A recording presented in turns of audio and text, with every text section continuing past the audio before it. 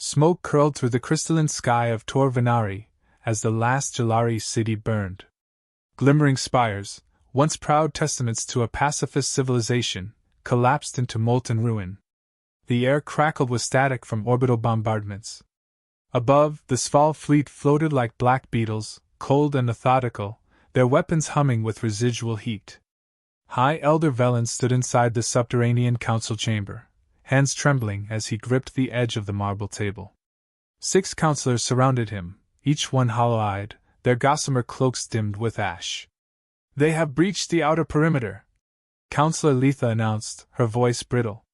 "The refugees gone. The last defensive dome failed." No one moved. There was nothing left to move toward. "We should surrender," muttered Jal, the youngest of the council. "A mercy plea. Perhaps they'll spare the archives." Velen didn't even turn. "They do not bargain. They cleanse." Another explosion echoed through the stone walls. The ground shivered like a dying creature. For a moment, no one spoke. Then Elder Velen slowly reached for the panel embedded in the floor. A hidden compartment hissed open. Inside, a small black cube pulsed with dim red light, a relic from a time they had all tried to forget. "No," Letha hissed. "You can't mean to use that." Velen looked at her, and his voice was stripped of the ceremonial softness it usually carried. "I mean to survive. You all voted for silence, diplomacy, appeasement. And here we are, suffocating under our ideals. You would call them?" Jal's eyes widened in disbelief. "They're the only ones who made the Sval bleed. They're monsters." Velen pressed his hand to the cube. "Exactly." With a low chime, the cube awakened. It pulsed once, then again, then transmitted a signal older than the current galactic calendar. A forbidden frequency, outlawed by the Concord after the Reaper Wars. Half a galaxy away, in a silent pocket of void known as the Iron Vein, that signal reached an old warship drifting among dead stars. The dread revenant stirred. Kane Rourke was already awake. He stood alone on the bridge, arms folded, watching the encrypted beacon play across the monitor.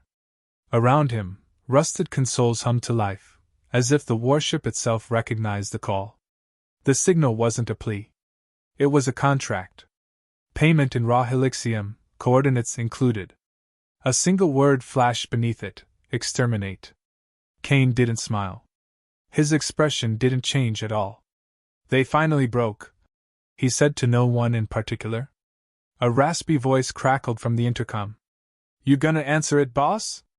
Kane turned slightly, his scarred profile catching the pale blue of the console lights. "Wake the fleet." There was a pause. Then, "All of them?" Kane's eyes narrowed. "All of them." He left the bridge, boots echoing through the steel hall. Behind him, engines began to stir, and across the void, dozens of outlawed human vessels, each a remnant of a darker era, blinked online. In less than 2 hours, a dozen warlords answered Kane's summons. They met aboard the Echelon's Grave, a derelict Concord dreadnought converted into a mobile meeting ground. Kane walked into the council chamber last, silence following him like a shadow. "Still breathing, Rourke?" sneered Commander Vess. Her mech arm clicked against the table as she leaned forward. "Didn't think they'd ever call us back into the dance." "They didn't call us," said Kane. "They hired us." Captain Dresk, a gaunt man with pale implants lining his jaw, frowned. "They're a dying race. Not worth the fuel to get there. They're a race being exterminated by the Sval. And the Concord's still watching from the balcony, sipping wine." General Halden chuckled darkly. "Nothing's changed." Kane stepped to the center. "We're not here to argue history. We're here because they finally remembered what makes monsters necessary." He tapped a holographic display. Images of burning cities, Sval fleets, Jalari war totems blinking offline. "They think this is over. That we're just old stories and banned files." He looked up. "Let's remind them." "What's the play?" Vess asked, her tone cooled. "Shock doctrine," Kane replied. 12 strikes. Shipyards, relays, fuel convoys. We hit, vanish, hit again. Same tactics that got us exiled in the first place, Dresk muttered. Kane leaned in. No. The tactics that made them beg for exile instead of extinction. No one argued after that. As the War Council disbanded, Kane returned to the Dread Revenant. The stars had shifted. The beacon still pulsed, dim now, but insistent. He stared at it a moment, then turned toward the command chair. Set course, he said. Dredari Expanse. His second-in-command, Arlen, adjusted course from the navigation seat. Gonna be a bloodbath. Kane sat down, voice low. Not yet. Arlen glanced at him. You think the galaxy's ready for us again? Kane looked out the viewport, eyes hard as steel. No, he said. But they're out of choices. Behind them, the Dread Revenant vanished into fold space. The war wasn't lost anymore. It was about to change hands. A corpse of a Concord dreadnought drifted over the shattered moon of Tyrus III, its hull torn, bridge gone, and engines frozen mid-retreat. No lights. No signals. Just a tomb, wide open. It made the perfect place to talk war. Kane stood at the head of a long steel table inside the old war room, untouched since the fall of the Concorde's eastern reach. Dust clung to rusted banners. A star map flickered with ghost systems long erased from official records. Around him, the leaders of what remained of the human war clans took their seats, most of them killers, all of them unwanted. He didn't need to call them by name. Their reputations did the work. Dresk. Vess. Halden. Thorn. Gallo. Murderers, tacticians, ex-generals, pirates. He'd fought beside some. Killed against others. But today, they were breathing for the same reason. The Sval outnumber us. Kane began, voice steady, tone clinical. They have system-wide supply lines, mobile hive fleets, and a tactical AI that rewrites itself every hour. Vess leaned back, arms crossed, mechanical fingers tapping the armrest. And all we've got is scrap and attitude. Kane didn't blink. Scrap, attitude, and the one thing they've never figured out. What's that? Asked Halden, chewing on a stem stick. Kane's eyes hardened. Us. Silence held for a beat. Then the map lit up with flashing red nodes. 12 targets, Kane said. First 3, logistics hubs. We bleed them dry. Make them slow. Then we hit their comms relays. Blind them. Final 3, tactical fleet cores. Cut off the head, scatter the swarm. Thorn scowled. You're describing a 6-month war. Kane tapped a red icon. I'm giving us 3 weeks. Gallo laughed once, short and bitter. That's suicide. Kane looked him dead in the eye. That's the price. A pause. Who do you want where? Vess asked. Kane flicked his wrist. Assignments appeared. Each warband listed with their strike targets, drop times, exit vectors. Dresk frowned. You're pulling most of the Revenant fleet to Vel 9. Kane nodded. They won't expect a full push there. We get their primary shipyard, we send a message they'll remember. Halden muttered. The message being the demons are back? Kane stared at the old Concorde star etched into the rusted wall. No, he said. The message is, we never left. The council ended without ceremony. No oaths. No pomp. Just soldiers dragging scars behind them and prepping their fleets for war. Kane returned to the Dread Revenant and stood alone in the weapons bay, watching his crew load the drop pods. Each one bore the symbol of the old Earth legions, scorched into metal, faded by time. Arlen approached, adjusting his combat rig. They're all on board. No one asked about the odds. They already know them, Kane replied.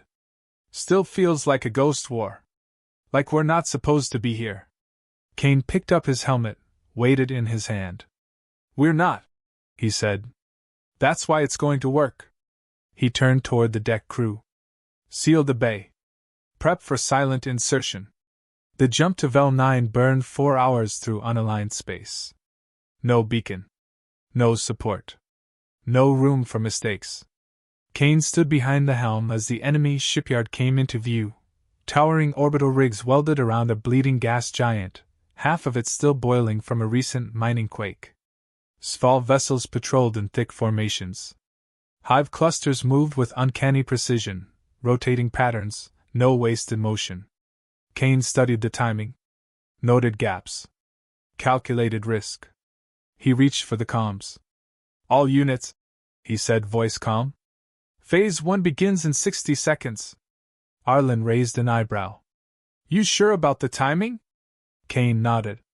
"We're not here to be safe." In deep space behind the target, 20 human drop pods detached silently from blacked-out hulls. No lights. No signatures. Just silence and gravity. Inside each, 2 soldiers waited, still, steady, armored in matte exosuits with single-word mottos burned across the chest. The pods didn't land. They pierced. Through hangar walls. Through control stations. Through the underbelly of the shipyard. Explosions followed like heartbeats. Kane watched the chaos unravel. "Push now," he ordered. The dread revenant jumped to full burn and crashed through the outer defense grid like a blade through wet paper. Enemy AI scrambled responses, but by then the command uplink was already gone, severed by Dresk's onboard slicers. On the shipyard's upper deck, Kane dropped from the Revenant's hull into 0G, rifle in hand, targeting cluster nodes with pinpoint shots. Each one exploded in bursts of violet light. Around him, his soldiers moved like predators. No shouting. No mercy.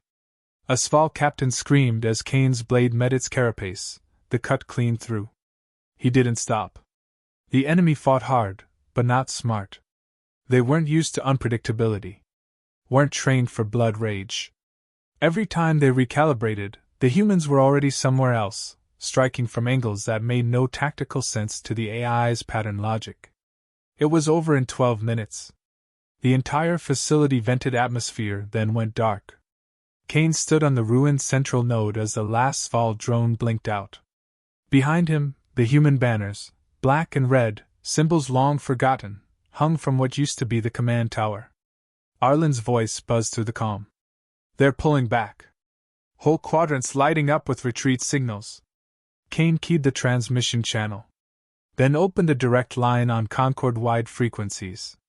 No encryption. No codename. Just one voice. "You told them we were myths. You called us extinct. You were wrong." A pause. "We're not here for your forgiveness." He looked out over the fire-wreathed planet below. "We're here to finish what you were too afraid to start." He ended the transmission. No message was needed after that. The wreckage of Vel 9's shipyard still orbited the gas giant like a graveyard halo. Small black box drones drifted without guidance, coded screams looping endlessly in dead frequencies. Kane watched them from the command deck of the dread Revenant, arms crossed, face unreadable. "We hit them harder than they expected," Arlen said, running a scan from his terminal. "Concord chatters up. They're pretending it didn't happen. Already issuing denials." Kane's eyes never left the window. "Of course they are. They'd rather lie than admit we just embarrassed half the sector." Arlen hesitated. "Sval aren't retreating, though. They're regrouping." Kane nodded. "Good. Let them." He turned and walked away.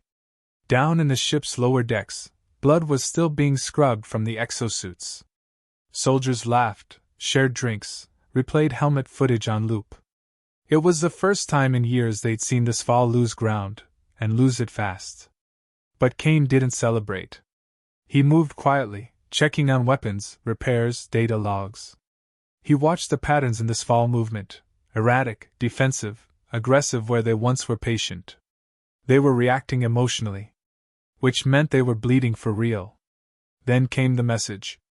Encrypted, subtle, embedded in a debris cluster the Revenant's scanners almost missed. It was Jalari coded. Kane decrypted it personally, alone in his quarters. The hologram flickered to life, showing Elder Velen, shoulders slumped, face older than before.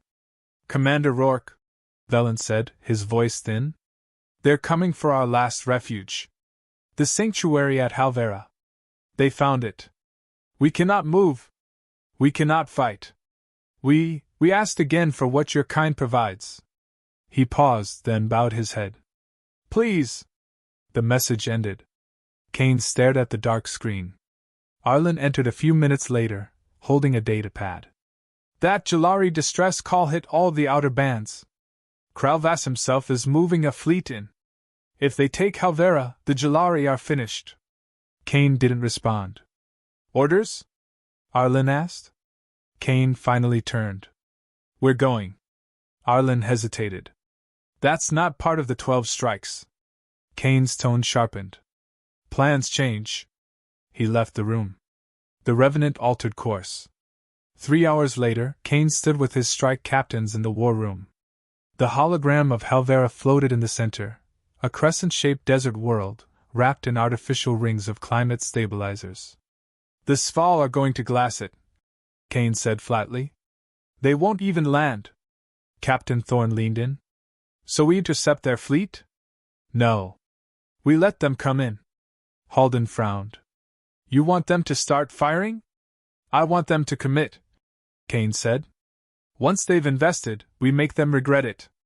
Gallo narrowed his eyes. That sounds like bait. It is. Kane tapped the base of the hologram. There's a gravwell beneath Halvera's crust. Dormant, but still functional. If we trigger it, and force a mass field inversion. Ves cut in. You'll snap anything in orbit like twigs. Kane nodded. Exactly. Dresk shook his head. That'll hit our own ships too. Then don't be in orbit when it goes off. The silence that followed wasn't disagreement. Just calculation. We'll lure the Sval down, Kane continued. Drop defenses. Act weak. Let them believe the Jalari are wide open. Once they break atmosphere, we pull our people. Activate the gravwell. Wipe the board. And what if it doesn't work? Thorne asked. Kane stared at him. Then it's just another grave. The team dispersed. Orders were relayed. Ships redirected. The Jalari were warned, prepped, armed if possible. Most had never even held a weapon before. Kane walked through the refugee camp carved into the Halvera cliffs. Children stared at him like a storybook villain. Their mothers didn't look away. Elder Velen met him near the outer ridge. You came, Velen said quietly. Kane said nothing. Velen's gaze dropped. Even after what we did to your people. Kane finally spoke. You didn't. Your silence did. Velen nodded slowly. The first Sval vessel entered orbit 6 hours later.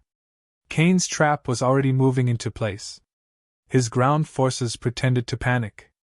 Weak shields failed in just the right spots. Barricades were poorly placed on purpose. Sval's scanners saw a broken world ripe for eradication. And so they came. Hive transports, drop crawlers, plasma hives. 10 ships in formation, spiraling toward the Jalari surface. Kane waited until they were close. Then gave the signal. Now. Dozens of hidden nodes detonated across Halvera's fault lines. The dormant gravcore flared to life. The crust rippled. Space twisted. Sval ships screamed into static. Engines warped. Hulls bent in ways metal shouldn't bend. Kane watched from the Dread Revenant as 2 cruisers snapped in half mid-fall. The gravity inversion did what human firepower couldn't, turn the battlefield into a black hole playground. Of the 10 enemy ships, only 2 escaped. 1 limped. The other burned. The rest became twisted relics scattered across the desert. The moment passed. Kane exhaled once. Back on the surface, Jalari survivors stumbled from shelters. They looked around in stunned silence. There were no speeches. No cheers. Only dust. Later that night, as Kane stood alone by the wreck of a hive ship half buried in the sand, a small figure approached, barely shoulder-high, young, Jalari, and defiant. The child looked up at him, unblinking. You're the one who kills monsters? Kane glanced down. No, he said. I remind them what fear feels like. The child nodded once, then ran off. Kane didn't smile. But something in his chest shifted. The Sval wouldn't stop. But now they knew, humans were no longer ghosts. They were storms. The silence after Halvera's defense was short-lived. Kane knew better than to expect gratitude or peace. The Sval didn't retreat to lick wounds, they regrouped to eliminate threats. The dread Revenant received the intercepted signal 2 days later. Not military code. Not an automated sweep. A direct command from Overmind Kralvas himself, broadcast across the Sval's entire hive network. Terminate the anomaly. Deploy Fleet Clawbreaker. Cleanse the sand. Leave no pulse behind. Kane didn't flinch reading it, but the tension in the command deck thickened. Clawbreaker? Arlen asked, narrowing his eyes. That's not a fleet. That's an extinction protocol. They're coming for Halvera again, Kane said. This time, with everything. How many? More than we can stop. Arlen let the words hang. So what do we do? Kane's voice didn't rise.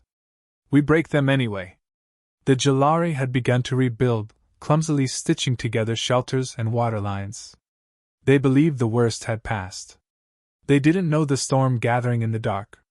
Kane stood before the surviving elders that night. His armor was scratched, boots caked with ash. They're returning, he said plainly. Not with scouts. With executioners. Some flinched. Others stared at the ground. Velen asked the only question that mattered. Can we survive it? No, Kane said. Not unless we use everything. Including our own kind. A few elders stirred. The word had weight.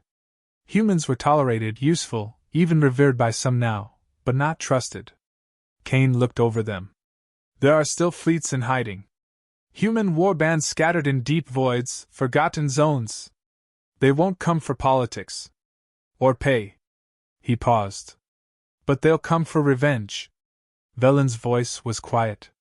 They fear you will destroy everything. Kane's answer was colder than steel. We will. If it means ending this war. He opened his comm. That night, Kane transmitted an unencrypted call into space. A language not spoken aloud in over a century. It said no titles, offer no payment, promise no reward. Just coordinates. A time. A cause. It said burn with me. 4 days passed. Enough time for Halvera's sky to turn red. The enemy arrived like a wave. Dozens of ships, hardened carriers, high-forged dreadnoughts, and a single monstrous command vessel that blotted out the stars. Kane stood on the cliff overlooking the horizon, armored and still. He counted each dot in the sky, silent. Beside him, Arlen raised the binoculars. That's not a fleet, Arlen muttered. That's an execution. They want a statement, Kane said. They think this ends today. And does it? Kane turned his wrist and activated the battlefield uplink. Not for us. The Revenant lifted from the ground, cannons primed, flanked by 2 smaller vessels from Vessa's pack. Old allies had come. Ragged, underarmed, but human. Dressed stealth frigates blinked into orbit, avoiding direct confrontation. Thorn's cluster ships hovered above the valley. Gallows' swarm craft emerged from deep trenches, camouflaged until the last second. They didn't outnumber the Sval. Not even close. But they had teeth. Kane broadcast a single phrase on an open channel. Let's make hell remember. The sky tore open. The first exchange was pure chaos. Plasma lances, ion blasts, kinetic shells screaming across the void. Kane's forces struck at the Sval's outer formation, fast, precise, unpredictable. The Sval didn't break. They pressed forward, relentless. On the ground, Kane moved like a storm, coordinating orbital bombardments, flank runs, anti-air intercepts. He knew this wouldn't be a victory by attrition. It would be survival by audacity. Then came the betrayal. An encrypted spike burst through Revenant's network, originating from one of the Allied ships. Coordinates, shield data, comm frequencies. Sent directly to the Sval flagship. Within seconds, Kane's left flank collapsed. Dresk's line vanished in fire. Arlen staggered. We've been sold out, one of ours. I know, Kane growled. He traced the signal. It came from Gallo's squad. Kane didn't hesitate. Redirect orbital strike. Target Gallo's carrier. Now. Arlen's jaw tightened. You're sure? Now. Seconds later, Kane's own orbital cannon ripped through the trader's hull. The blast silenced the transmission, and half the valley. Silence hung in the command channel. You killed one of our own, Vess said coldly. No, Kane said. I removed a knife from our back. The Sval pressed harder. They advanced through the center, breaking the Jalari defense line. Kane called for the final phase. All units, disengage. Pull them into the canyons. All of them. The retreat wasn't cowardice. It was bait. Kane had spent days lining the valley walls with charges, mines, grav-inversion plates stolen from old Concord black sites. The Sval pursued, confident. They never saw the walls crack. Kane detonated the first charge himself. Stone folded inward, metal ruptured, gravity spiraled. Entire clusters of enemy units vanished beneath their own weight. The Sval flagship descended to stabilize the formation. Kane smiled. Now. The dread revenant surged upward, engines roaring, slamming into the flagship's underbelly with a direct burn. Kane's boarding crew leapt into the breach, weapons drawn. Inside the command vessel, the air was dense, humid, alive with hissing chatter. Kane led the charge, carving a path with his plasma axe. Sval warriors dropped in waves. Behind him, the humans moved as one, no fear, no mercy. The Overmind's chamber was slick with biometal, pulsing. Kralvas loomed at its center, massive and coiled. You are contamination, it rasped. You should not exist. Kane's voice echoed like a gunshot. That's what they always say, right before I put them down. Then he charged. Blade against claw. Flesh against chitin. Blood, red and black, coated the floor. Kane didn't care. He fought for every exile. Every forgotten grave. Every silent system where humans were hunted and erased. When it was done, Kralvas collapsed in two ruined halves, oozing into the floor. Kane didn't gloat. He just walked away. Back outside, the Sval fleet broke formation. Without their Overmind, they had no coordination. One by one they fell. The sky cleared. And the war, for the first time, tilted. Not toward peace. But toward fear. Toward the name Kane Rourke carved into the galaxy. One strike at a time. Halvera was quiet. Not peaceful, never that. But the silence felt earned, not imposed. The kind of hush that settled after fire, blood, and victory you weren't supposed to get. The kind of silence that had weight. Kane stood at the edge of the ruined canyon, the wind tugging at the torn edge of his cloak. Below, wreckage from both fleets lay scattered like broken bones. Jalari moved cautiously through the rubble, helping their wounded, burying the dead. His people, what was left of them, watched from a distance, always one step apart. Arlen approached behind him, limping slightly. We're mopping up the last of the drones. Some strays buried under the sand, nothing major. Kane gave a nod. They're calling it a miracle, Arlen added, glancing over the valley. It wasn't, Kane said. I know. They stood in silence for a beat. Then Arlen handed him a data pad. Transmission came through. Concord Council. They want to talk. Kane raised a brow. Talk? Official request for dialogue. Reparations. Amnesty. Human reintegration into the galactic structure. Their words. Kane took the pad, eyes scanning the blinking diplomatic offer. It was dressed in polished language, but the undertone was fear. Not gratitude. Fear of what had been proven. He handed it back. Tell them no. No? We don't want seats at their table. We flipped the table over. Arlen didn't argue. He just exhaled, tucked the pad away, and looked out again. Vess and Thorn are leaving. Taking their ships back into deep orbit. They've had enough glory. Good, Kane said. Glory kills more soldiers than bullets. And the Jalari? They'll heal. Or they won't. That's not our war anymore.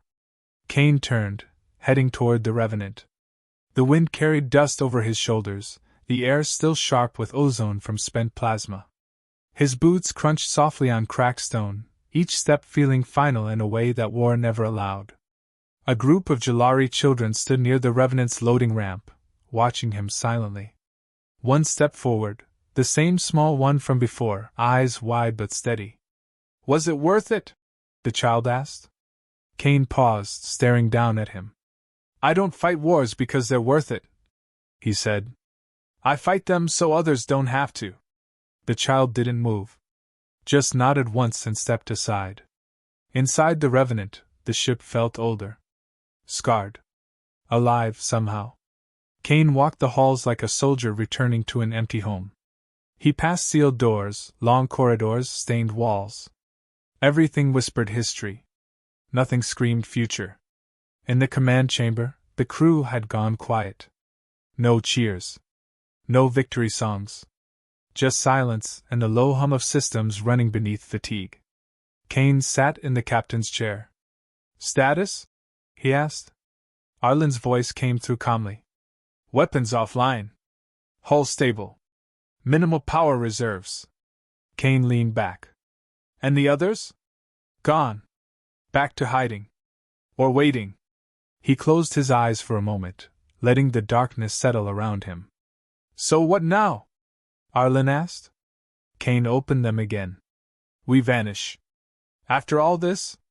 There's nothing left to prove. People are calling you a warlord. A legend.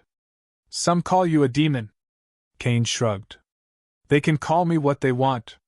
Just not again. Arlen hesitated. You're really pulling us out? Kane stood slowly. We came when no one else would. We bled where others turned away. Now they'll remember. He stepped off the dais, heading for the rear hold. Prep the Revenant for deep drift, he called over his shoulder. No comms. No beacons. Full blackout. Arlen didn't argue. He knew the look. Kane wasn't tired. He was finished. By nightfall, the Revenant descended from Halvera's surface. The Jalari watched as it vanished without sound, leaving behind no markers, no signatures, only the memory of fire and steel. Later, in the Concorde's upper chambers, ambassadors debated what had happened. Some demanded retaliation. Others called for tribute. A few whispered prayers to gods they didn't believe in. But none of them forgot the message carved in orbit by a hacked relay satellite, left behind by Kane's people, blinking across every screen in the system. The war was lost. Until we remembered who we were. They would not forget that. Not in this age. Not in the next.